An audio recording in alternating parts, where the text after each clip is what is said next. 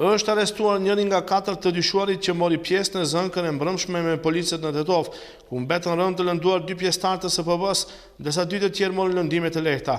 Fjala është për personin e AJ 30 vjeç, i cili nga sektori punëve të brendshme të Tetovës është arrestuar në mbrëmë gjysmore pas mesnate.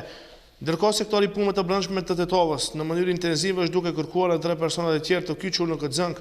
Për gjetjen e tyre janë angazhuar një numër i madh i policëve, madje në disa pika në Tetov janë ngritur edhe post blloqe ku bëhen kontrolle të rrepta. Në vendin e ngjarjes janë kryer hetime nga sektori për punë të brendshme i Tetovës dhe janë marrë disa dëshmi. Po vllëstuvanje na javën në Vinitel. Me autorizim të prokurorit publik, hetimi është kryer nga ana e ekipit të sektorit për punë të brendshme Tetov.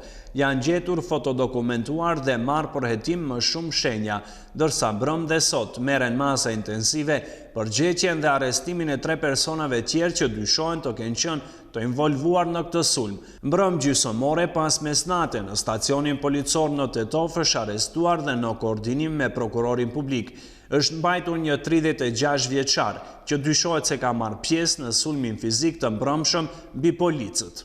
Gjendja shëndetësore e njërit prej policëve që është lënduar rënë gjatë konfrontimit të mbrëmshëm vazhdon të jetë e rëndë edhe pas ndërhyrjes kirurgjikale në klinikën e Shkupit, ndërsa polici 2 që po ashtu ka pasur lëndime të rënda, pasi është lëshuar nga klinikat e Shkupit, i është përkeqësuar gjendja dhe ndodhet sërish në klinikën e Tetovës, shprehet mjeku kujdestar. Unë i bën një kontroll pacientit dhe shoh që gjendja e tij është stabile. Si gjendja është e mirë, më thënë është një rast që kanë sjellë nga Shkupi, që kanë nxjerrë familja nga spitali, e kanë marrë në shtëpi, në gjendje të mirë shëndetësore dhe në ndërkohë, brenda ditës sotme fillon me dhimbje koke, me ankesa për dhimbje koke dhe të vjedhura, dhe me dhimbje të qafës në muskujve.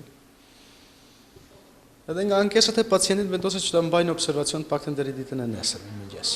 Por ndryshe mbrëm rreth orës 19 në rrugën Nikola Tesla në Tetov, gjatë zbatimit të një mandati për arrest për 40 vjeçarin I nga Tetova, I cili është dashur të vuajë një vit burg për një vepër penale me lëndime të rënda trupore, I njëjti kundërshton arrestimin, me rast gjatë tentimit për arrestim, I ati I tij, 69 vjeçari AI, me një shufër metali ka filluar të godas policët, duke I u shkaktuar atyre lëndime të rënda, gjithsesi të lehta trupore.